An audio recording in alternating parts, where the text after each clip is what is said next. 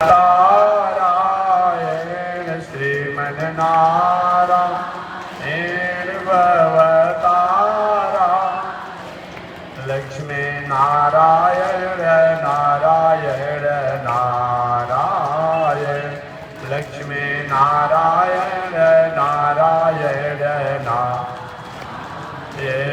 प्रभु तेरी शरण प्रभु तेरी शरण प्रभु तेरी प्रभु तेरी शरण राम जी तेरी शरण श्याम जी तेरी शरण राम जी तेरी शरण श्याम जी तेरी शरण प्रभु तेरी शरण प्रभु तेरी शरण प्रभु तेरी शरण प्रभु तेरी शरण श्रीमन नारायण नारायण नारायण श्रीमन नारायण नारायण नारायण लक्ष्मी नारायण नारायण नारायण लक्ष्मी नारायण नारायण नारायण बोलिए श्री लक्ष्मी नारायण भगवान की अनंताचार्य कृपया वेदांत द्वय पारगम रामकृष्णाग्नि सद्भक्त विश्वक्सेन मुनिं भजे कासायं यज्ञसूत्रं शुचिवपुषि तथा चोर्ध्वपुण्ड्रं च वाले यस्यास्ते दक्षहस्ते कलिकुमतिगिरीन्द्रेन्द्रवज्रं त्रिदण्डं संसाराग्नि प्रशान्त्यै मृतजलममलं दारुपात्रं पवित्रम् श्रीविश्वक्सेन सूर्य पदकमलयुगं श्रेयसे संश्रयामि लक्ष्मीनाथ समारम्भा नाथयामुनिमध्यमाम् अस्मदाचार्यपर्यन्तां वन्दे गुरो परम्पराम् नारायणाय विद्महे वासुदेवाय धीमहि तन्नो विष्णु प्रचोदयात् महालक्ष्म्यै च विद्महे विष्णुपत्न्यै च धीमहि तन्नो लक्ष्मी प्रचोदयात् तन्नो लक्ष्मी प्रचोदयात्। परमाराध्य श्री लक्ष्मी नारायण भगवान नित्य वंदनीय पूज्य गुरुदेव श्री त्रिदंडी स्वामी जी महाराज के जुगल चरणों में कोटिशः नमन। भगवत भागवत आचार्य कैंकर्य पारायण मानवाव पावन भूमि पर पावन कथा को आप श्रवण करते आ रहे हैं। पावन कथा प्रसंग अंतर्गत पिछले दिन मैंने निवेदन किया था कथा मानव जीवन सृष्टि की प्रारंभ से ही कथा की परंपरा है। कथा को सृष्टि से अलग कर दिया जाए तो सृष्टि की रचना होना असंभव है। सही माने में सृष्टि की रचना अगर है तो कथा के कारण है। कथा माने ज्ञान भी होता है। अगर हम वैवाहिक मर्यादा से संपन्न होने के बाद भी वंश परंपरा की प्रक्रियाएं जो होती है उन प्रक्रियाओं को और हमें जानकारी नहीं हो तो वंश परंपरा में अवरोध हो सकता है। इसलिए ज्ञान की बहुत बड़ी जरूरत है। वेदांत दर्शन उपनिषद वेद में निवेदन किया गया है रीति ज्ञानम ज्ञान से मुक्ति। सामाजिक परिपाटी को ख्याल करते हुए आज की भाषा में कन्या। अगर वैदिक परंपरा का ख्याल न किया जाए तो विवाह और विवाह से वंश परंपरा हमारे लिए दंड और बंधन का कारण हो जाता है। आज भी देखते हैं कन्या पक्ष वर पक्ष के अभिभावकों द्वारा वैवाहिक मर्यादा के संबंधों को स्थापित कराया जाता है तो उससे पुरस्कार होता है। कहीं वर पक्ष कन्या पक्ष अभिभावकों की सहमति नहीं हो, किसी तरह से कोई वैवाहिक मर्यादा के संबंध को स्थापित कर भी लेता है तो प्रशासन द्वारा, सरकार द्वारा, समाज द्वारा, न्यायालय द्वारा दंड कार्यकारी है। दोनों के द्वारा तो वंश विस्तार होता है। यही धर्म है। धर्म का मतलब केवल मंदिर में बैठकर के घंटी डोलाने कोई धर्म नहीं कहते हैं। जिनको धारण करने से, जिनको अनुपालन करने से, जिनको करने से समाज की, राष्ट्र की समरसता अक्षुण्ण परंपरा में रक्षित हो और देश, राष्ट्र, समाज, प्रकृति में किसी प्रकार का वैसी भावनाएं प्रफुटित न हो जिसके कारण समाज की मर्यादा भंग हो जाए। इस पर ध्यान देते हुए, ख्याल करते हुए कर्म, आचरण, व्यवहारों को करना, इसी का नाम धर्म है। कथा को, सत्संग को, ज्ञान को प्रकृति से, संसार से, जगत से, प्राणियों से अलग कर दिया जाए तो हमारे में, पशु में बहुत अंतर नहीं रह जाएगा। हमारी पहचान कथा सत्संग के कारण ही है, अन्यथा हमारा पहचान पशु से और मामले में पशु हम लोग से अच्छे हैं। उनके पास एक पहचान है कि अपने स्वजातीय, अपनी अनुकूलता में पशु वंश विस्तार की क्रियाओं में लगे रहते हैं। लेकिन हमने थोड़ा सा ज्ञान कमजोर हो जाए, संस्कार संस्कृति कमजोर हो जाए, सभ्यता कमजोर हो जाए, मर्यादा कमजोर हो जाए तो हम भटकाव में आ जाते हैं। इसलिए नीतिकारों ने कहा है, आहार निद्रा भय मैथुनम च समान में तत् पशु भी नराणाम। आहार निद्रा भय मैथुनम च, केवल भोजन करने के लिए संसार में नहीं आए हैं, भोजन के मामले में हमसे पशु पंछी बहुत अच्छे हैं, बहुत आगे हैं। मिर्गा को कहीं मांस आप खाने को देंगे तो खाएगा? नहीं खाएगा, दुबाहारी है। पशु पंछियों की पहचान है मांसाहारी, दुबाहारी, अनाहारी, फलाहारी। कोई मिट्टी खाता है? मिट्टी ही खाता है। ये जमीन में रहने वाले चारा वारा को देखो, मिट्टी खाता है। ठीक है, हम कुंभ का अवसर हो, कोई व्रत हो, उत्सव हो, शिवरात्रि हो, नवरात्रि हो, छठ हो, बहुत बड़ा हम संयम रहते हैं। देखने से ऐसा प्रतीत होता है कि हम देवलोक से उतर करके आए हैं। जब ही व्रत महोत्सव उत्सव समाप्त होता है, क्या हमारी दिनचर्याएं होती है वो सब आपसे छुपा नहीं है। इस मामले में तो हमसे पशु पंछी अच्छे हैं, उनकी एक पहचान है, उनका एक परिचय पत्र है। इसीलिए तो पशुओं का, पंछियों का परिचय पत्र किसी किसी को बन गया होगा, लेकिन बन नहीं रहा है। मनुष्यों का परिचय पत्र हर 3 वर्ष पर, 5 वर्ष पर भुलाया है। किसी का 2 हाली बन जाता है, किसी का 1 हाली बनता है, किसी का छूट जाता है। अगर पहचान भूला हुआ है किसी का है, परिचय पत्र किसी का भूला हुआ है, तो हम मनुष्यों का भूला हुआ है।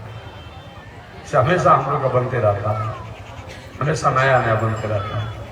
पशु पंछी की पहचान अपनी जगह पर है, आत्म कम भी विश्व प्रयास करने पर काम चल जाता है। इसलिए मानव जीवन में हमारा पहचान होना चाहिए। जिसकी पहचान नहीं है वो व्यक्ति में इस संसार का कोई इंसान कहलाने का अधिकार नहीं। पहचान तो होना ही चाहिए। पहचान का मतलब हम कहाँ से आए हैं, हम क्यों आए हैं, हमें क्या करना चाहिए, हमें क्या नहीं करना चाहिए। हमारी ऋषियों की संस्कृति क्या थी। आज भले कुछ महानुभावों द्वारा कह दिया जाता है मनुवादी, तो पूछा जाए कि भाई मनु जी की बात आप करते हैं तो मनु जी से आप अलग हैं। अब कोई अपने बाबा को दादा को नहीं माना, आखिर हम अपने को तो मानता हूं लेकिन अपने बाबा को नहीं मानता हूं। अब इसमें दोष तो उसका है, आखिर उसके बाबा थे तभी तो उसके पिता हुआ वो हुआ। अब बाबा की नहीं रहे तो वो कहां से जन्म लिया, उसके पिताजी कहां से आया। तो नहीं मानने वाले अब उनकी वो अपना समझे, लेकिन दुनिया में कोई भी ऐसा नहीं है जो मनुष्य से अलग है। अब बताइए, आप अपने बाबा की एक आदर्श को नहीं मानते हैं कि गलती आपकी है, और जो मानने वाले पर आप बुलाना देते हैं। बाकी मनुष्य कोई अलग नहीं है। अरे घर में 4 परिवार के लोग होते हैं, चारों परिवार को अलग अलग काम दिया जाता है। कोई नौकरी के युग होता है, नौकरी करता है, व्यापार का युग रहता है, व्यापार करता है, खेती के युग रहता है, खेती करता है, और कोई समाज की समरसता में रहता है, वैसा काम करता है। वही तो हाल हुआ। मनु जी ने अलग अलग कर्मों को आदेश दिया क्योंकि सब मनु की संतति है। अब जो नहीं उनके अनुशासन को माना, उनकी आज्ञा को नहीं माना, भाई वो उसके बारे में समझेंगे। लेकिन कोई मनुष्य अलग नहीं, न तो बता दिया जाए कि आपके पूर्वज कहां से आए। अरे कुछ विचारकों ने तो अंग्रेजी में पढ़ लिया होगा कहीं से, डार्विन का सिद्धांत कहता है कि पहले हम सब लोग मंकी थे, मंकी के संतान थे, पूंछ घिसते घिसते बस मनुष्य बन गए। तो हो सकता है बांदर का संतान होगा जो अपने को कहता होगा, लेकिन नहीं, हम मंकी के संतान नहीं हैं। डार्विन ने कह दिया, उसको हो सकता है उसकी वंश परंपरा होगी, लेकिन सही माने में मानव मात्र जो है वो मनु के ही संतान है। इससे अलग कोई नहीं है। मनु है कौन? हमारे प्रपितामह के प्रपितामह है, अर्थात मनुष्य जन्म लेने के कारण ही मनुष्य कहला रहे हैं, हम मानव कहला रहे हैं। ठीक है, माता पिता का अभिभावक अगर कुछ ऐसा दिनचर्या होता है हम नहीं पालन करते हैं तो थोड़ा सा हमारे लिए कठिनाई भी आती है कि भाई हमारे पास ऐसा हो रहा है। वो हमारी दिनचर्या नहीं हो पाती, इसी चलते हम करते हैं। बस हमारे दादा परदादा द्वारा जो किया गया उस पर विचार करना चाहिए। मनु जी महाराज के शब्दों को तो याद कीजिए, क्या उन्होंने कहा, उनके शब्दों पर याद करेगा। किसी से कोई ऐसी भावना आज व्यवस्था नहीं है, आज भी तो वही व्यवस्था है। सरकार द्वारा हर प्रकार के सरकारी नौकरियों में एक आईपीएस की बहाली होती है, एक आईएएस की बहाली होती है, कलर की बहाली होती है, चपरासी की बहाली होती है, एक सीपर की बहाली होती है, एक झाड़ू देने वाले की बहाली है। इसको अब कहीं की सरकार भेदभाव करती है? भेदभाव नहीं, व्यवस्थाएं होती है, वही तो बात है। इसलिए शास्त्रों की बातों को समझने के लिए आधुनिक व्यवहारों को भी आपको समझना पड़ेगा। अपने ही घर का अभिभावक मालिक कहीं अपने परिवार के साथ किसी प्रकार का वैसा स्थिति करेगा? नहीं करेगा, समाने के। तो भला मनु जी के जब सब संतति हम हुए तो हमारे साथ ऐसा उनकी कुदृष्टि क्यों हो? नहीं होगी। हाँ, कार्यों के अनुसार कार्य दिया गया। अब हम सन्यासी होकर के घर गृहस्थी का काम करने भी ठीक बात नहीं है। घर गृहस्थी में रहने वाले को दंड लेकर घूमने लगे। आज तो घर चल रहा है, विवाह शादी कर लिया, 2-4 बाल बच्चे हो गए, अब अपने बेटा बेटी के विवाह शादी करके पढ़ाना लिखाना चाहिए। अब दंड कमंडल लड़ करके लाल कपड़ा पहन करके दाढ़ी मुझ बढ़ा कर घूम रहा है। ये बात तो अलग की है। अब कुछ दिन पहले के लोग समाज उसको जानता था क्या स्थिति से गुजर रहा था। अब दाढ़ी मुझ बढ़ा लिया, दंड कमंडल ले लिया, लाल कपड़ा पहन लिया, कहीं से कमंडल लेता है, घूम रहा है। ये बात अलग की है। लेकिन पहले आपने जिस कार्यों को संभाला है उस कार्यों को पूरा कीजिए। बाद में आपको ज्ञान वैराग्य हो तब आगे के मार्ग में खुले अधिकारी बनिए।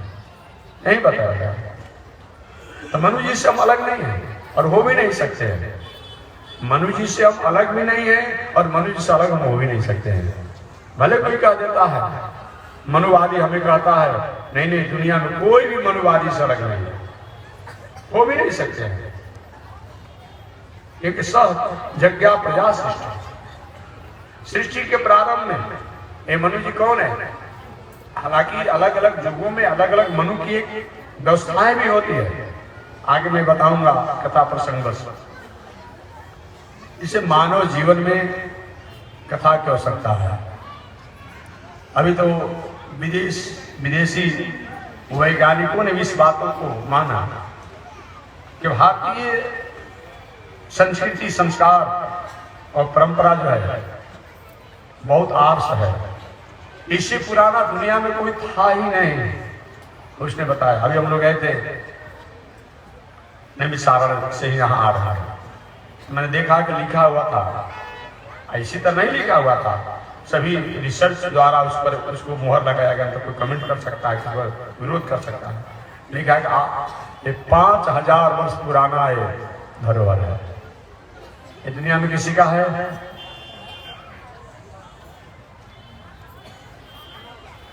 आप ईसाई दर्शन 2025 अभी प्रवेश कर रहा है, इस्लाम दर्शन 1500 वर्ष लगभग होने जा रहा है, बौद्ध दर्शन 2000 लगभग मान लीजिए, जैन दर्शन लगभग उसी का है, यहूदी दर्शन, पारसी दर्शन, सभी दर्शन जितने हैं 3000 वर्ष के भीतर के हैं। तो क्या दुनिया और सृष्टि 3000 वर्ष की है? ये संसार दुनिया 3000 वर्ष की है? नहीं, पहले से है। इसीलिए हमारी वैदिक परंपरा जो है, ये कब से सृष्टि प्रारंभ हुआ? 50,000 करोड़ वर्ष पहले। इतनी पुरानी परंपरा किसी की नहीं है, किसी का नहीं है। 6000 वर्ष को तो कलयुग को बीते हो रहा है। जैसे और दार्शनिकों में ईसा साहब हो, मोहम्मद साहब हो, गुरु गोविंद जी हो, गुरु नानक जी हो, मूसा साहब हो, और भी जो लोग यहूदी इत्यादि के हैं, उन लोग का जैसे साल सीमत है। तो हमारे कलयुग के एक ऋषि हुए, द्वापर युग का उनका शरीर था, कलयुग में भी यशस्वी हुए महर्षि वेदव्यास महाराज। आज से 6000 वर्ष पहले महर्षि वेदव्यास महाराज इस संसार में आकर के और संसार के लोगों को जीने का एक दर्शन दिया, जो वेद, उपनिषद, इतिहास, पुराणों के नामों से जाना जाता है। तो व्यास जी, और बात तो छोड़ दीजिए, व्यास जी महाराज से पहले के कोई नहीं है और दर्शन, और क्या दर्शन। इसलिए हमारी वैदिक परंपरा पर आधुनिक विदेशी वैज्ञानिकों ने भी कहा कि भारतीय दर्शन, भारतीय विचार, भारतीय संस्कृति और भारतीय धर्म इस विश्व का धरोहर है, विश्व की जननी है, विश्व का पूंजी है। अगर इसको सुरक्षित किया जाता है तो विश्व सुरक्षित होता है। हमारे यहाँ अहिंसा परमो धर्म, सत्यम वद, धर्मम च इत्यादि जो संदेश है, वह संदेश को सुन करके, जान करके हम अपने प्रशस्त मार्गों पर चलने के अधिकारी होते हैं।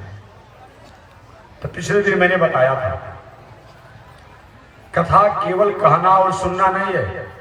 सृष्टि की प्रारंभ कथा से होती है। ब्रह्मा जी भगवान श्रीमन नारायण के नाभि से प्रकट हुए। अब सृष्टि करने का ज्ञान नहीं हो रहा था, प्रेरणा प्राप्त हुआ, ज्ञान प्राप्त हुआ कि तप करिए। तप माने कर्म। आप तप करिए, पुरुषार्थ करिए। विवेकपूर्ण अगर पुरुषार्थ किया जाता है, कर्म किया जाता है, तो विवेकपूर्ण पुरुषार्थ और कर्म ही हमारी सफलता की जननी होती है। अतः जीवन में विवेकपूर्ण हमें कर्म करना चाहिए। पुरुषार्थ करने के बाद भी, कर्म करने के बाद भी अगर हमें सफलता नहीं मिल रही हो, फिर भी बार बार पुरुषार्थ और कर्म करना चाहिए। एक न एक दिन विवेकपूर्ण किए गए कर्म और पुरुषार्थ कहीं न कहीं हमें सफलता तक ला करके उस मुकाम तक, उस द्वार तक पहुंचा देती है। उदाहरण के रूप में आपने अपने ही प्रदेश के शासक का नाम सुना होगा। कौन था? जरासंध। जरासंध हालांकि थोड़ी सी नीतियां अच्छी नहीं थी, हाथ तो बलिष्ठ था, और कंस का ससुर था। जरासंध 17 बार भगवान श्री कृष्ण से पलायन हो गया था। एक दो बार नहीं, 17 बार हारा, लेकिन लगा रहा, और 18वीं बार भगवान श्री कृष्ण को मथुरा से द्वारिका भेज दिया। सब लोग पता जाते हैं। 18वीं बार भगवान श्री कृष्ण को मथुरा से द्वारिका भेज दिया। हमारे असफलता अगर जीवन में हो भी रही हो, फिर भी हमें सफलता की अधिकारों को रखते हुए कर्म और पुरुषार्थ करना चाहिए। कभी कभी लोग कहते हैं महात्मा जी पूजा करते हैं, पाठ करते हैं, जप करते हैं, दान करते हैं, तीर्थ करते हैं, वैसे कुछ होता जाता नहीं है। और नहीं होता जाता है तो हमारा बिगड़ता क्या है? बता दीजिए। हम अच्छे काम करते हैं, अच्छे विचारों से रहते हैं, इससे हमारा कुछ लाभ नहीं भी हो रहा है तो हमारा बिगड़ क्या रहा है? एक बार कहे थे महानुभाव, तो उनको उसी तरीके से जवाब भी दिया था।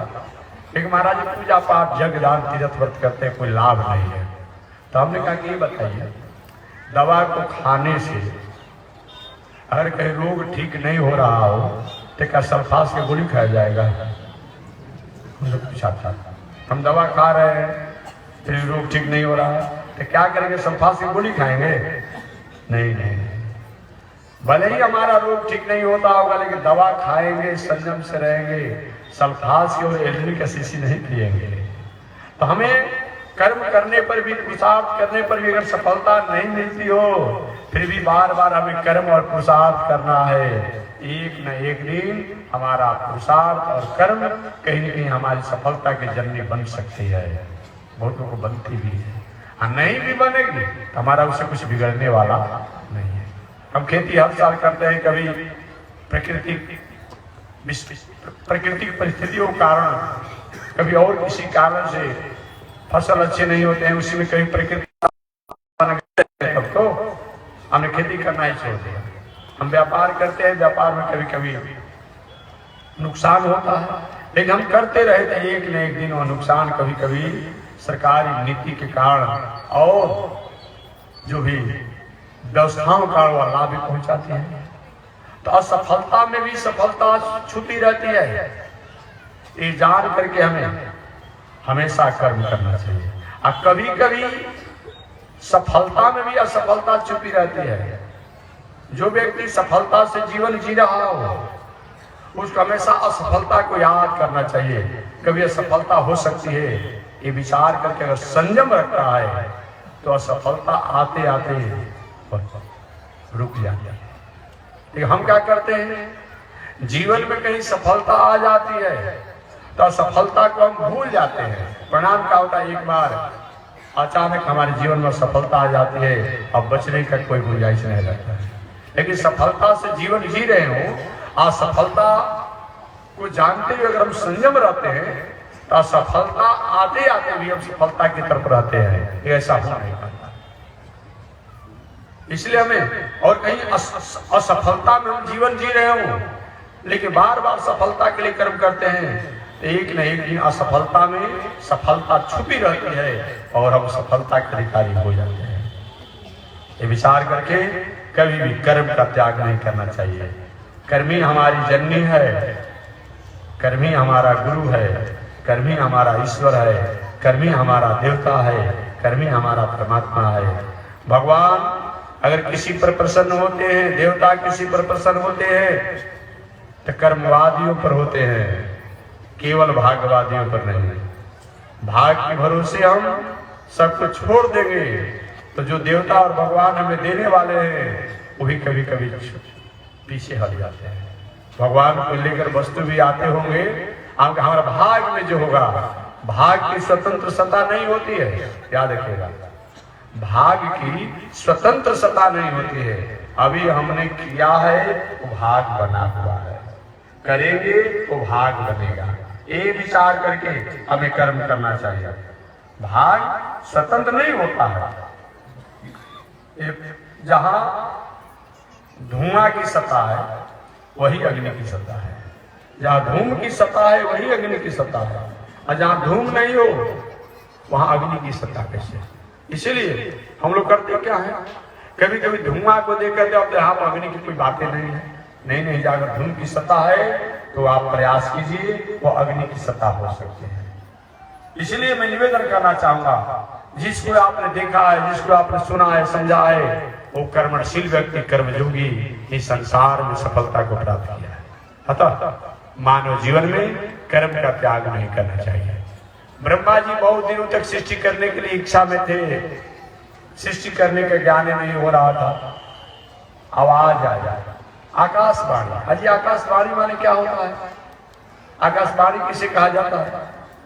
देखिए, 4 प्रकार की आकाशवाणी होती है।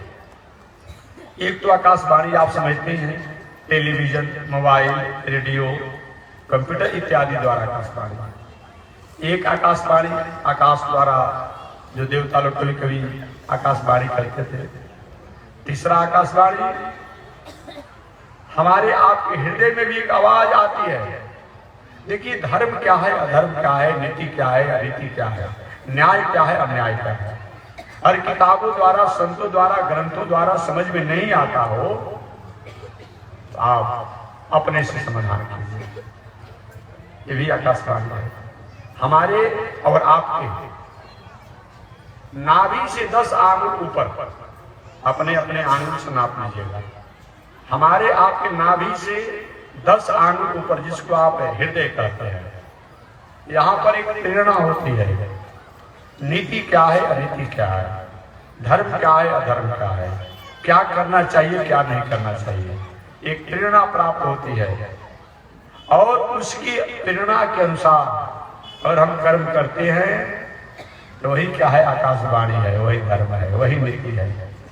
कोई भी कर्म हम करने चलते हैं और गलत कर्म होता है तो भीतर से एक प्रेरणा होती है। देखेंगे यहीं पर आप लोग बैठे हैं, खड़े हैं, किसी का 10 रुपया 100 रुपया पॉकेट से कहीं जाते समय गिर गया, और बिना उसके देखे, बिना उसकी आज्ञा कि उसका 100 रुपया आप उठाते हैं और अपने पॉकेट में डालते हैं, और कोई देखे या न देखे और कोई कहे या न कहे, ये भीतर हमारा जो आकाशवाणी है, हृदय जो है, यहाँ से एक आवाज आती है, एक भावना होता है, भाई जी जब आपका 100 का नोट नहीं है तो बिना उसके पूछे, बिना उसके दिए क्यों ले रहे हैं? लेकिन हम साहस करके उस रुपया को अपने पॉकेट में डाल लेते हैं। यह आकाशवाणी।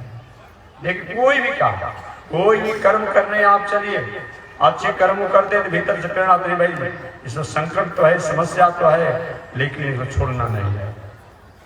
अभी आप लोग का क्षेत्र में गुप्ता धाम क्षेत्र है, 1-2 बार मैं भी गया हूँ। जो लोग जाते हैं, अब क्या नहीं, इस समय क्या व्यवस्था है, बल्कि जाने बहुत बड़ी श्रम होता था, लेकिन जाने वाला संकट तो है, समस्या तो है, हमें जाना चाहिए। भीतर से प्रेरणा होती है, भाई बहुत कठिन मार्ग है, कैसे जाया जाएगा, लेकिन भीतर से एक आवाज आती है, आकाशवाणी होता है कि नहीं, कठिन मार्ग तो है, लेकिन इस बार बिना गए नहीं रहेंगे। क्या है? यही प्रेरणा है, यही धर्म है, जो हमें करने से पहले और करते समय और करने के बाद आत्मतुष्टि और आत्म प्रसन्नता का प्रेरणा प्राप्त होता है। वही क्या है? धर्म है, वही नीति है, वही न्याय है, वही कर्म है, वही उत्साह है। आज इसको करने से पहले, करते समय और करने के बाद भीतर से अफसोस, निगेटिव बात आती हो, कर तो दिए लेकिन ठीक नहीं, ठीक नहीं है, ऐसा नहीं करना चाहिए। यही क्या है? अधर्म, अनीति, अन्याय है, ये जानना चाहिए। एक बात और मैं कहूँ, हालांकि मेरा विषय नहीं है, आप कोई किसी कहने से, तो हमारे कहने से कोई समझने वाला नहीं है और सुधरने वाला भी नहीं है। याद दिलाना हमारा अधिकार होता है। बाकी आप क्या करेंगे, क्या नहीं करेंगे, ये मेरा कार्य क्षेत्र नहीं होता है, लेकिन आपको याद दिलाना मेरा हक बनता है। लोग कहते हैं कि महात्मा जी आप सबके विरोध करते हैं, शराब का, तारी का, दारू का, मछली का, मांस का, जुआ का, हिंसा का, रंगबाजी का। हमने कहा हम विरोध नहीं करते हैं। आप विचार कीजिए, कोई बहुत बड़ा शराबी आदमी हो, लेकिन वो भी नहीं चाहता है कि हमारा बेटा, बेटी, भाई, पत्नी, नाती, पोता सब शराबी बन जाए। चाहता है ऐसा कोई? वो दिन भर में 3 बार पीता है, लेकिन वो नहीं चाहता है कि हमारा सारा परिवार शराबी बन जाए। ये तो धर्म है। भले किसी कारण से वो शराबी बन चुका है, लेकिन वो नहीं चाहता है कि हमारा परिवार, क्योंकि तो लोग केस आता सब शराब पीता है। ये कहते महाराज जी हमारा लड़का इसमें बिगड़ गया, कुसंग में फंस गया। कुछ लोग कहते हैं समूह शराब पीता है, ये कहता है कुछ नहीं। समझो जुआरी है, जुआ खेलता है, महाराज जी मेरा लड़का थोड़ा सा कुसंग में फंस गया, जुआ खेलता। इससे मालूम पड़ता है कि जुआ करना, इससे मालूम पड़ता है शराब पीना बहुत बड़ा अपराधी है। अपराध इन दुनिया में रहता है कोई भी हो, लेकिन वो चाहता है कि हमारा बेटा, बेटी, भाई, परिवार पर एक खरोच मत आवे। अपने बेटा बेटी कहीं छुपा कर रखता है दूसरी जगह, और दूसरे के परिवार को हत्या कर देता है। इससे मालूम पड़ता है कि हत्या करना कर्म है, जिसको करने से पहले, करते समय और करने के बाद हमें पॉजिटिव प्रेरणा प्राप्त होती हो, वह धर्म है, वह नीति है, वह न्याय है। और जिसको करने के बाद, करते समय, करने से पहले हमें नेगेटिव कहीं प्रेरणा प्राप्त होता हो, उसी का नाम अधर्म है। ऐसा विचार करना चाहिए। ब्रह्मा जी को प्रेरणा प्राप्त हुआ, हे ब्रह्मा जी आप सृष्टि करना चाहते हैं, आप तप करिए। जब तक से तप नहीं करेंगे तब तक सृष्टि का विस्तार नहीं करेंगे। तप माने कर्म, तप माने पुरुषार्थ। कर्म और पुरुषार्थ करना चाहिए। पुनः एक बार मैं कह दूं, कर्मी हमारी जननी है, कर्मी हमारा माता है, कर्मी हमारा पिता, कर्मी हमारा बंधु, कर्मी हमारा भाई, कर्मी हमारा मोक्ष, कर्मी हमारा स्वर्ग, कर्मी हमारा गुरु और कर्मी हमारा सब कुछ है। हमारा कर्म ही सब कुछ है, अतः कर्म का कभी भी त्याग नहीं करना चाहिए। और कर्म का त्याग हो भी नहीं सकता है, याद रखिएगा। अरे भोजन हमारा रुकता नहीं है, बोलना रुकता नहीं है, सोना रुकता नहीं है। जब ये सब कर्म हमारा बंद नहीं हो रहा है तो अच्छे कर्म का त्याग क्यों करेंगे? ब्रह्मा जी को प्रेरणा प्राप्त हुआ कि आप तप करिए। ब्रह्मा जी के तप करना तो नहीं जानता हूं, भूल गया हूं, क्या करे? हुआ कि आप तप जो शब्द है इसी को आप मंत्र मान लीजिए और इसी का याद करिए। ब्रह्मा जी तप इस शब्द को ही मंत्र मान लिए और बैठ गए। आगे ब्रह्मा जी ने सत्य काम सत्य संकल्प से 4 कुमारों को प्रकट किए। कल मैं कथा बताया था, सनक, सनंदन, सनातन, सनत कुमार। ये 4 बालक प्रकट हुए, बाल ब्रह्मचारी बन गए। लेकिन परंपरा दोनों रहनी चाहिए। कुछ लोग महाराज हम भी साधु बनना चाहते हैं, इतना कठिन काम, सहज काम है जी, इतना सहज काम है। अब घर के घर साधु बन जाएगा तो शादी की व्यवस्था कौन करेगा? संभव है? एक वो साधु महात्मा देखिए आपके क्षेत्र में आए, 5 दिन से पूरे क्षेत्र के लोग अपने घर से कुछ पैसा भी दिए, अन्न भी दिए, समय भी दे रहे हैं। और गांव के गांव घर घर साधु बन जाए, कौन व्यवस्था करेगा? नहीं, ये कोई जरूरी नहीं है ये सब साधु ही बन जाएंगे। नहीं, आप गृहस्थ आश्रम में रहिए। गृहस्थ आश्रम बहुत ऊंच आश्रम है, श्रेष्ठ आश्रम है। धन हो गृहस्थ आश्रम। ये दुनिया में गृहस्थ आश्रम एक ऐसा आश्रम है जो पूरे दुनिया के सभी लोग का भरण पोषण करता है। आज जीयर स्वामी जी इस क्षेत्र में आए हुए हैं, ये भंडारा कहाँ से चलेगा? पंडाल का पैसा कहाँ से दिया जाएगा? हवन पूजा पाठ दक्षिणा कहाँ से मिलेगा? और गृहस्थ न रहे तो। और बात छोड़िए, खेती आप लोग करते हैं कि आप लोग अनजान में आपके द्वारा जितना पुण्य हो जाता है कोई क्या करेगा? जो बड़े बड़े साधक लोग साधना करके जिस पुण्य को करते हैं वह गृहस्थ अनजान में उसके द्वारा पुण्य हो जाता है। याद रखिएगा, आप जब ही खेती शुरू किए करना, उस खेतों में कितने बीज को कितने जीव खा करके अपना भरण पोषण करते हैं।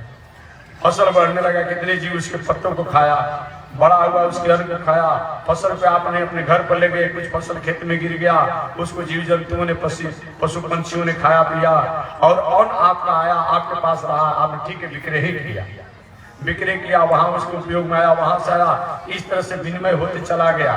तो कहाँ तक चला गया? कितना बड़ा प्रमाण है। गृहस्थ नहीं साधना करने के बाद भी, नहीं तपस्या करने के बाद भी, नहीं समाधि लगाने के बाद भी गृहस्थ इतना पूर्ण कर देता है और किसी के बस की बात नहीं है। इसलिए धन्य हो गृहस्थ आश्रम। गृहस्थ आश्रम से धन्यवाद का कोई पात्र नहीं है, बस इतना ही करना है, आपको भावना कर लेना है। ये मत मानिए कि मेरा है और मैं ही हूं, मेरा और मैं को छोड़ करके ये मान लिया जाए कि सब ये परमात्मा का है, परमात्मा ने हमें संसार में भेजा है, तो बस यही तो धर्म हो जाता है, यही धर्म हो जाता है कि आप क्या मानते, मैं हूं, मेरा है, तो भगवान को जब तुम्हारा है, तुम ही हो, तुम से सिर दबा देते हैं।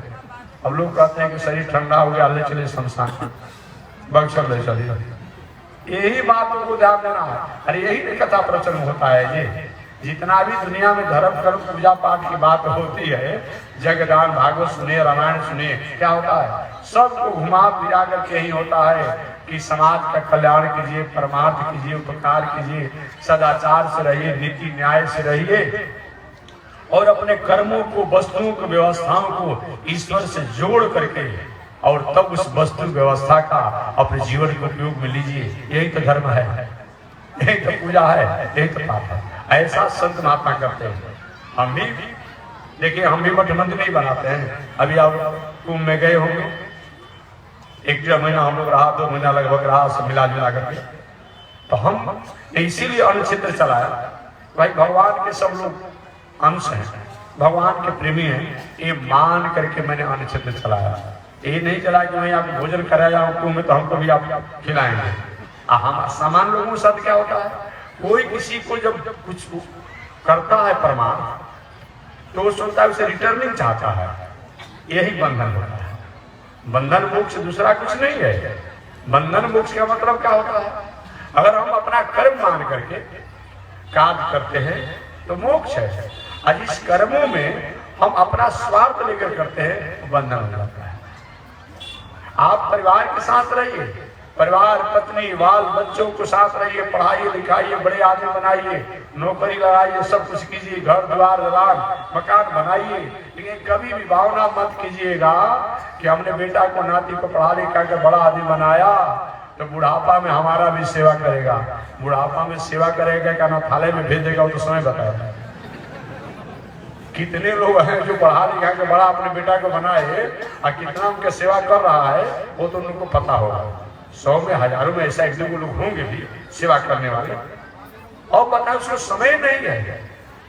जिस पिता ने, भाई ने, भावकों ने पढ़ा लिखा के कितना बड़ा आदमी बनाया और पिता बाबा को यह अस्वस्थ है, वो देखने तक नहीं आता है। फोन कर देगा, ठीक है मैंने आदमी को भेज दिया।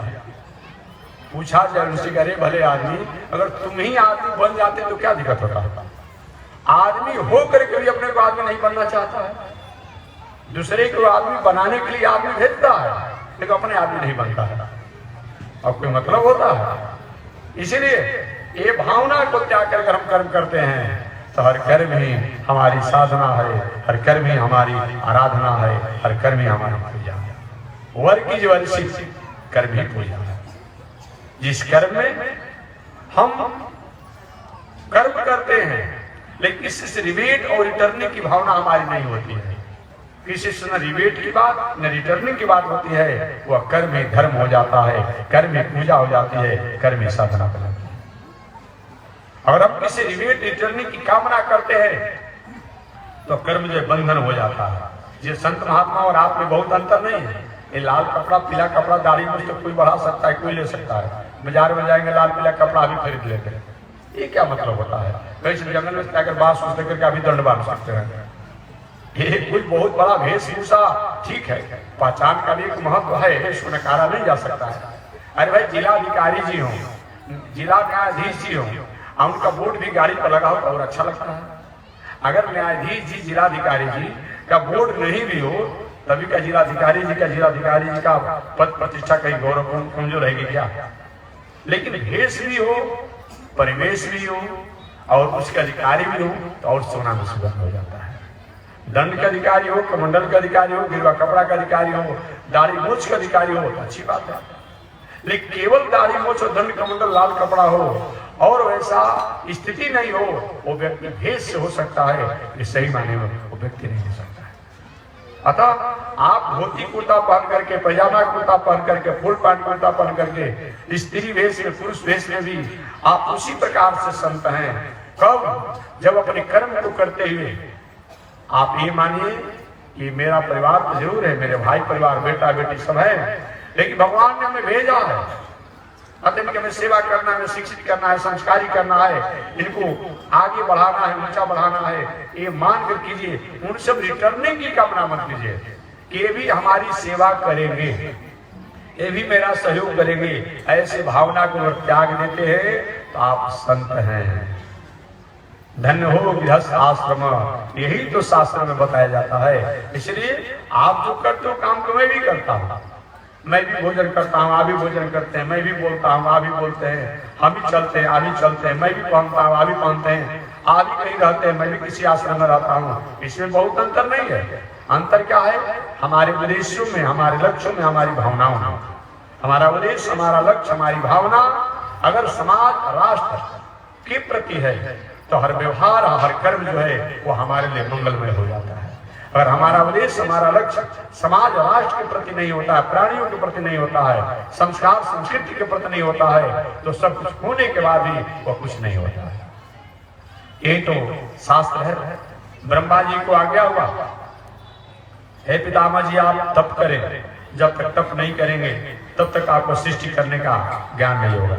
ब्रह्मा जी तपस्या में बैठ के बहुत दिनों तक तपस्या में रहे और तपस्या करने के बाद आगे उन्होंने 4 पुत्रों को जन्म दिया। सनक, सनंदन, सनातन, सनत कुमार। सृष्टि में, ब्रह्मा जी की सृष्टि में इनसे पहले कोई नहीं था। याद रखिएगा, ब्रह्मा जी की सृष्टि में इनसे पहले कोई नहीं था। सनक, सनंदन, सनातन, सनत कुमार। अब इनका कब से है?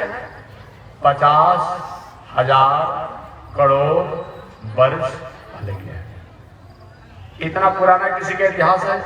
आप महानुभाव लोग यहाँ पर बैठे हुए हैं, खड़े हैं, पूछा जाए कि आपके परदादा के परदादा क्या नाम है, कोई बताने वाला है यहाँ पर? कोई गिने चुने लोग हजारों बता सकते हैं, अन्यथा बताने की किसी की नहीं रह गई है, याद है नहीं? बस सरकारों ने तय कर दिया है कि हम दो हमारे दो, अब हम दो हमारे दो भी अब कम हो गया, वो भी अब कम होने वाला है। अब उसमें भी संयम हो जाएगा। पहले तो माता पिता को जोड़ भी दिया जाता था, अब उनको भी अलग कर दिया गया है। अब बताइए कोई मतलब होता है? बस अपने परिचय में रह गए। याद रखिए कितना पुराना इतिहास, 50,000 करोड़ वर्ष पहले इस संसार में, ब्रह्मा जी की सृष्टि में सनक, सनंदन, सनातन, सनत कुमार, ये 4 भाई ब्रह्मा जी द्वारा प्रकट हुए थे। ये पूर्वजों के पूर्वज हैं, हमारे पूर्वजों के पूर्वज हैं। इनसे पहले न कोई देवता था, न कोई ऋषि था, न कोई मनुष्य था, और भगवान श्रीमन नारायण के अलावा न किसी भगवान का कोई अवतार ही हुआ। बात समझिएगा। सनक, सनंदन, सनातन, सनत कुमार, ये चारों भाइयों से पहले न कोई देवता, न कोई देवी, न कोई मनुष्य, न कोई ऋषि, और न कोई भगवान श्रीमन नारायण के ऊपर छोड़ दिया जाए, वो तो सृष्टि के प्रणेता हैं, कोई था ही नहीं। ऐसे सनक, सनंदन, सनातन, सनत कुमार हैं। चारों भाई जन्म लिए। जन्म लेने के बाद ब्रह्मा जी से पूछे, पिताजी आगे क्या हो रही है? ब्रह्मा जी ने कहा, हमारी सृष्टि में सहयोगी बनो और विवाह शादी करके वंश का विस्तार करो। चारों भाइयों ने हाथ उठा लिया, पिताजी क्षमा कीजिए, और आपके आज्ञा अनुशासन को मानेंगे, लेकिन हम बाल ब्रह्मचारी बनेंगे, हम विवाह नहीं करेंगे। अरे कैसा पुत्र हो भाई? जन्म लेते ही जवाब सवाल शुरू कर दिया। मैं कह रहा हूं कि सृष्टि के विस्तार के लिए तो विवाह शादी करके वंश परंपरा को आगे बढ़ाना है, तुम कदम साधु बनेंगे तब जाओ हमारे यहाँ से। वहीं निकल पड़े। भगवान ने कहा मेरा वरदान, मेरी मंगल कामना, आप पूर्वजों के पूर्वज रहेंगे, लेकिन आपकी उम्र 5 बरस से 6 बरस की रहेगी, क्योंकि 5 से 6 बरस की अवस्था में अगर आप रहेंगे, भगवान शिव ने कहा, तो आप में कभी काम की भावना नहीं होगी। आज भी छोटा बालक जो होता है 5-6 बरस का, एक काम वासना में नहीं होगा। इसीलिए तो कभी कभी हमको याद दिलाना पड़ता है, कुछ महान भाव ऐसे हैं जो किताबों को मुझे बताइए, अभी लोग भगवान कृष्ण को मानता है। एक तो नास्तिक दर्शन कहे, कौन दर्शन कहे उसको, उसने कहा कि कामी हो तो कृष्ण जैसा। एक दार्शनिक ने कहा था, नास्तिक दर्शन में दार्शनिक विचारक ने कहा था, कामी हो तो कृष्ण जैसा, लोभी हो तो वामन जैसा, राम भगवान जैसा, और क्रोधी हो तो नरसिंह जैसा, स्त्री के प्रति आसक्त हो तो राम जी जैसा। एक नास्तिक ने लिखा था किताब में। उन महानुभावों को थोड़ा भी बुद्धि होता, कि बुद्धि का प्रयोग किया होता, ऐसा बात भला होना चाहिए। भगवान श्री कृष्ण कामी है।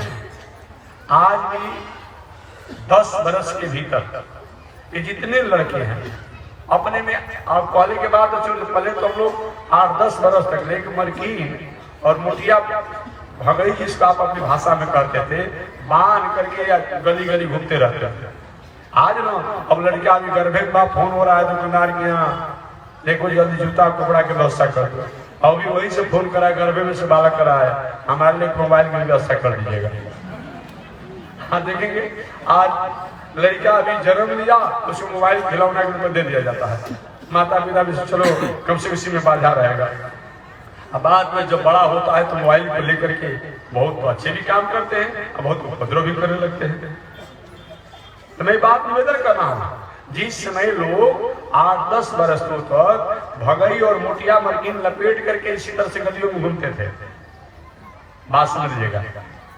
10 वर्षों तक बहुत से देहातों में, आज तो नया नया खेलने का खेल हो गया है। 8 वर्ष 10 वर्ष की अवस्था में लोग लड़का लड़की एक साथ बैठते थे, अपने में कोई वर बन जाता, कोई कन्या बन जाता, अपने में विवाह के घंटा में कर लेता, एक ही घंटा में कुटी भी कर लेता।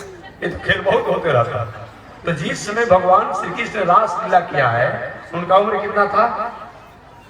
8 बरस से 10 बरस के बीच। अब बताइए कैसे आप कामी कर सकते हैं? कैसे कामी कर सकते हैं? अगर मनुष्य मानते हैं तब, किसी का पुत्र मानते हैं तब। मैं पूछना चाहता हूँ, 8 बरस के 10 बरस की अवस्था में वे ये सब लीलाओं को किए हैं, कामी हो सकते हैं। मात्र 14 वर्षों तक ब्रज गोकुल वृंदावन में भगवान श्री कृष्ण रहे हैं। मात्र 14 वर्षों तक सब घूमते फिरते। 10 वर्षों तक वे मथुरा में रहे हैं और 100 वर्षों तक द्वारिकापुरी में रहे हैं। तो विचार तो कीजिए, पढ़ना लिखना तो है नहीं, न श्रोतव्यम न मंतव्यम सभायाम विजयी बल।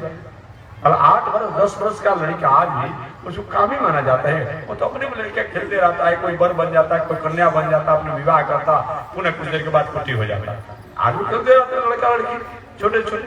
और उनको आप मानते हैं किसी के लड़का है, पुत्र है तब। अगर ब्रह्म मानते हैं, ईश्वर मानते हैं, तो भाई वह ईश्वर 16,000 का 16 करोड़ भी कर रहे तो क्या दिक्कत है? क्या दिक्कत है? किसी भी परिस्थिति में कोई कमेंट करने का, ऑब्जेक्शन करने का कोई आपका हक नहीं बनता है। अगर एक मनुष्य मानते हैं, एक बालक मानते हैं, एक किसी का पुत्र मानते हैं, तो आज 8-10 वर्ष की लड़का अपना खेलते रहता है, इस पर कोई आज भी आपत्ति होती है? कोई आपत्ति नहीं है। ये मान लीजिए, कोई कमेंट करने का अधिकार नहीं। अगर उनको ईश्वर मानने के, ईश्वर के अंश हैं, तब तो आपको कोई हक ही नहीं बनता। इसीलिए इस पर विचार होना चाहिए। तो कृष्ण में किसी प्रकार की भावना करना या बुद्धि की कमजोरी के अलावा और कुछ नहीं है। दूसरी बात, जहां तक राम को कहते स्त्री, नहीं मर्यादा को पालन की। आज की बात नहीं कि अब क्या हुआ, स्त्री पुरुष रह रहे, परिवार रह रहा है, गलती से भाई नहीं बहू आई है घर में, बहुत माता पिता ने उसको मौका नहीं दिया भोजन छाजन बनाने का, सब करने का। कहीं भोजन में नमक कम हो गया, कभी अधिक हो गया, अब तलाक हो गया। छोड़ दिया गया। ये कोई मतलब होता है? ये कोई मतलब होता है? एक बात और मैं कहना चाहता हूं अपने माताओं से, जो बैठी है हमारी माताएं, देखो जो भी समस्या समाज में आज आ रही है, हमेशा कहीं ना कहीं हमारे पास में शक आते रहते, महाराज आशीर्वाद दे रही, हम लोग सामाजिक व्यवस्था में क्या कर सकते हैं? आज घर में जो बहू है, उस बहू को तुम बहू मान करके मत उसके साथ व्यवहार करो। घर में जो बहू है उनको अपनी बेटी मान करके उनके साथ व्यवहार करो। माताएं जो बूढ़ी माताएं हैं, ये नहीं कि बेचारी गलती से उसे कहीं नीमक कम पड़ गया, कहीं अधिक पड़ गया, कहीं कुछ हो गया, अब द्वार पर बैठ करके 10 आदमी पकड़ पकड़ करके जितना औरत है उसे आज उसने ऐसा भोजन बना दिया। ये कोई मतलब होता है? ऐसा मत करो। अगर तुम्हारी बेटी द्वारा किसी प्रकार की गलती हो जाती है तो द्वार पर बैठ के प्रचार करती हो?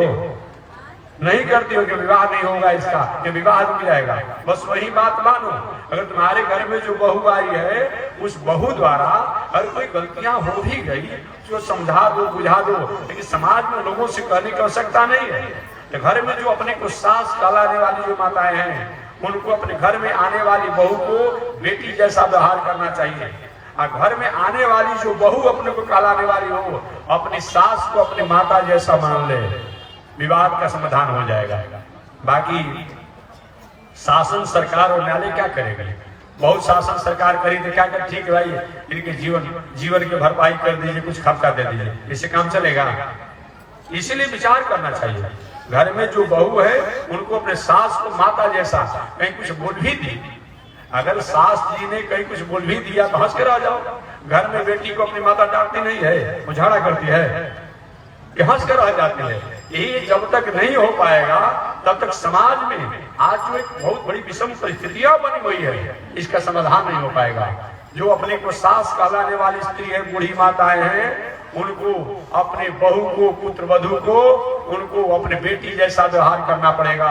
और घर में आने वाली जो बहू है, अपने सास को, उनको अपनी माता जैसा व्यवहार करना पड़ेगा। समस्या का समाधान तो आपके पास में है, कहीं न्यायालय सरकार के पास जाने की आवश्यकता नहीं है। ऐसा अगर नहीं होता है, रोज कानून बनेगा, रोज कानून और सुधार होते रहेगा, कड़ाई होती रहेगी, लेकिन इससे समाधान नहीं हो पाएगा। ये समाधान नहीं हो पाएगा। इसलिए मैं निवेदन करना चाहता हूं, भगवान श्री राम को आप स्त्री लोलुप कहता है लोग, कुछ नास्तिक विचारक नहीं, उन्होंने मर्यादा को पालन किया, एक नारी ब्रह्मचारी, और उन्होंने जो चुनौती दिया था धर्म को, संस्कार को, संस्कृति को। हालांकि लंकेश रावण की बात अगर किया जाए तो लंकेश रावण क्या ऐश्वर्य वैभव था, इसको आप बस मत पूछिए। धन पूरा लंका पूरी सोना से मढ़ा गया था। आज कोई 2-4 रुपया किसी के पास हो जाता है तो कुर्ता खोल कर बटन दिखाता है कि हम धनी आदमी हैं। अरे जीवन भर उपद्रव करके ऊपर नीचे करके 2 रुपया कमाया तो एक भर का आभूषण अगर दिखाते, किसको दिखा रहे हो भाई? अभी देखना है तो हमारे महात्मा जी को बनाए हैं, जाइए कभी आप सर्च कीजिएगा नेट पर, क्या है काम कार करते हैं भैया। अभी हमारे संत ने दक्षिण भारत में एक मंदिर बनाया है महालक्ष्मी जी का, 15 टन सोना लगा करके अब मंदिर को मढ़वा दिया गया। काहे को अहंकार करते हैं? क्यों अहंकार करते हैं? मांग करके।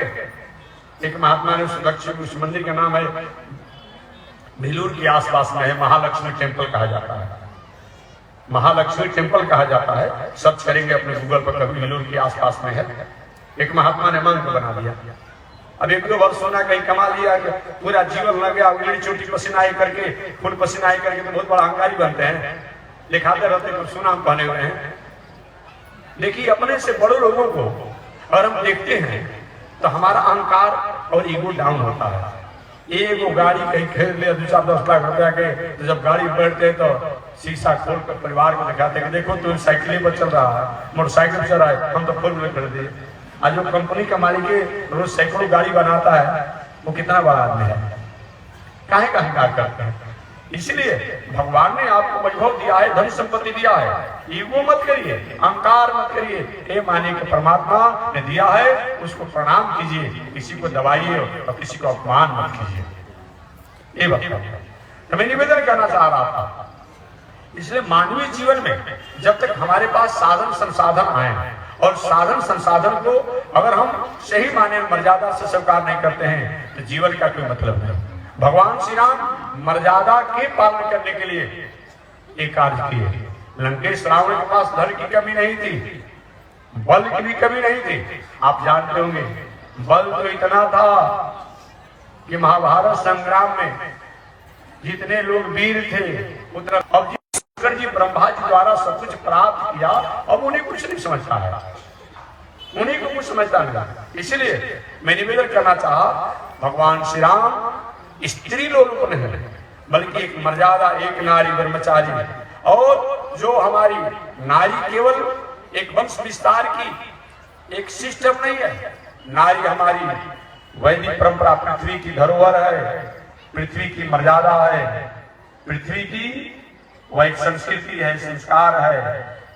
अतः इनकी गरिमा को संवर्धित और संरक्षित करने के लिए भगवान श्री राम ने दुराधर्ष वीर लंकेश रावण और उन लोगों से उन्होंने चुनौती को स्वीकार करते हुए और संग्राम किया। धर्म एवं हतोहंति, मर्यादा संस्कार संस्कृति की रक्षा करना ही मानवीय जीवन की पहचान है। ऐसा अगर नहीं होता है तो जीवन का कोई मतलब नहीं। इसलिए भगवान श्री राम स्त्री रूप में मर्यादा संस्कार संस्कृति की रक्षा करने वाले थे। भगवान श्री कृष्ण काम ही नहीं है, आपको मैं बता दिया। जहां तक बामन भगवान, अरे भाई कोई किसी की संपत्ति को छीन लिया हो, बेईमानी कर लिया हो, और कहीं मांग ही करके जिसका जो अधिकार वो दे दे, वो लोग भी आदमी है। दैत्यों ने देवताओं की संपत्ति को छीन लिया था और किसी के बस की बात नहीं कि दैत्यों से संग्राम कर सके। उस समय बावन भगवान ये ब्रह्मचारी बन करके और मांग करके देवताओं को लौटा दिए। ये लोग भी है नहीं, बिना विवाद के, बिना झगड़ा के मांग करके देने वाला कहता है कि और मांगिए, लेने वाला कहता है अधिक मूल्य में नहीं करेंगे। ऐसा भला होता है? ऐसे बाण भगवान लोग भी नहीं है। नरसिंह भगवान क्रोधी नहीं है। जो हिरण्यकश्यप को आपने सुना होगा, छोटी अवस्था में प्रहलाद जी, उनकी कोई गुनाह नहीं था, उनके ऊपर इतना अत्याचार किया गया। इस समय भगवान नरसिंहावतार प्रकट होकर के और हिरण्यकश्यप को अनुशासन किए, बंद किए। ये क्रोध नहीं है, बल्कि ऐसा तो होना ही चाहिए। आज भी देश, राष्ट्र, समाज तो जो चुनौती देता है किसी प्रकार का, जो सरकार का या अधिकार बनता है, तो ऐसे लोगों को वो अनुशासित करे, दंड दे। उसी प्रकार से हमारे नरसिंह भगवान ने वह हिरण्यकश्यप के साथ किया। अतः हमारे नरसिंह भगवान क्रोधी नहीं है, बामन भगवान लोभी नहीं है, राम स्त्री लोलुप नहीं है और कृष्ण भगवान कामी नहीं, बल्कि उन्होंने संसार और समाज को जनाया कि वास्तव में तत्वों को कैसे परखा जा सकता है, समझा जा सकता है, जाना जा सकता है। ब्रह्मा जी बहुत दिनों तक तपस्या साधना करने के बाद चारों भाइयों को प्रकट किए। प्रकट करने के बाद जब ये चारों भाई हाथ उठा ले तो हम तो बाल ब्रह्मचारी बनेंगे, हम गृहस्थ आश्रम को नहीं संभालेंगे। ब्रह्मा जी के मन में आया कि अब आगे क्या करें। पुनः भगवान के तपस्या ध्यान किए और तपस्या ध्यान करके उनको ज्ञान प्राप्त हुआ, उनको आदेश प्राप्त हुआ कि आप पुनः आगे सृष्टि विस्तार की कामना करें। बाद में चल करके वही रुद्र प्रकट हुए, वही शंकर जी प्रकट हुए। ये श्रीमद् भागवत महापुराण के अनुसार में कह रहा हूं। अन्य पुराण में तो पढ़ते कि शंकर जी कोई माई बाप नहीं है, पढ़ते हैं आप लोग, लेकिन श्रीमद् भागवत महापुराण ये महर्षि वेदव्यास महाराज दुनिया का सुप्रीम कोर्ट का ग्रंथ है। 17 पुराणों की रचना करने के बाद भी जब व्यास जी को शांति नहीं मिली तो अंत में श्रीमद् भागवत महापुराण की रचना की, तब व्यास जी को शांति मिला। जो डिप्रेशन, टेंशन से जी रहे थे व्यास जी, श्रीमद् भागवत महापुराण की जब रचना किए तब उनको शांति मिली। तो ही व्यास जी महाराज ने विष्णु पुराण के लिए श्रीमद् भागवत महापुराण की जो रचना किया है उसमें बताया कि चारों भाई जब बाल जोगी बन गए, बाल ब्रह्मचारी बन गए, सनक, सनंदन, सनातन, सनत कुमार, तब ब्रह्मा जी ने अपने सत्य काम, सत्य संकल्प से शंकर जी को प्रकट किया और शंकर जी ने बाघ, सिंह, उड़ार, बिच्छी, सांप, साकनी, डाकनी, भूत, प्रेत, पिशाच, ये सब प्रकट कर दिया, सबको प्रकट कर दिया। ब्रह्मा जी ने कहा जो हो गया सो गया, इस सृष्टि को बन के वो पावन शंकर जी आपकी सृष्टि जो है हमारी सृष्टि को विनाश कर डालेगी, बंद कीजिए। लेकिन जो हो गए सो हो गए। आगे चलकर शंकर जी ने बाद में तपस्या करके 11 रुद्र और 11 रुद्राणी को प्रकट किए। इस प्रकार 12 रुद्र और 12 रुद्राणी। आगे ब्रह्मा जी ने अपने द्वारा धर्म को प्रकट किया। जो आज धर्म शब्दों के द्वारा जाना जाता है वो ब्रह्मा जी के पुत्र हैं। धर्म पीठ से अधर्म प्रकट हुआ, कर्दम ऋषि भी प्रकट हुए ब्रह्मा जी द्वारा, सरस्वती देवी भी प्रकट हुई ब्रह्मा जी द्वारा। आगे ब्रह्मा जी द्वारा 10 ऋषियों का जन्म हुआ। मरीचि, अत्रि, पुलह, कर्तु, भृगु, वशिष्ठ, अंगिरा इत्यादि। ये 10 ऋषि लोग प्रकट हुए और यही 10 ऋषियों से आगे चल करके पूरा सृष्टि पट गया, विस्तार हो गया। तो इसकी चर्चा अगले दिन मैं करूंगा कि ऋषियों द्वारा कैसे सृष्टि हुआ और मनु जी कैसे प्रकट हुए, क्योंकि मनु शब्दों को समझाना जरूरी है। तो शेष चर्चा अगले दिन आज नियत समय में मैं अपने वाणी को विराम दे रहा हूं। एक बार भगवान का नाम श्रीमन नारायण लक्ष्मी नारायण, श्रीमन नारायण लक्ष्मी नारायण, श्रीमन नारायण नारायण नारायण, श्रीमन नारायण नारायण। बोलिए श्री लक्ष्मी नारायण भगवान की हरि ओम। शांति शांति शांति।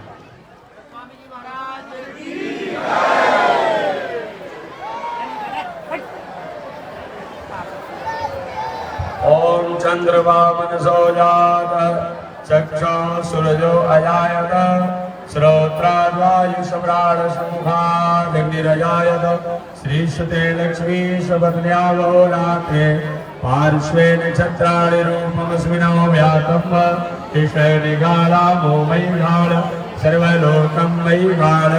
लक्ष्मी नारायण भगवान की विश्व जगदाचार्य श्री त्रिदंडी स्वामी जी महाराज की। शांति शांति।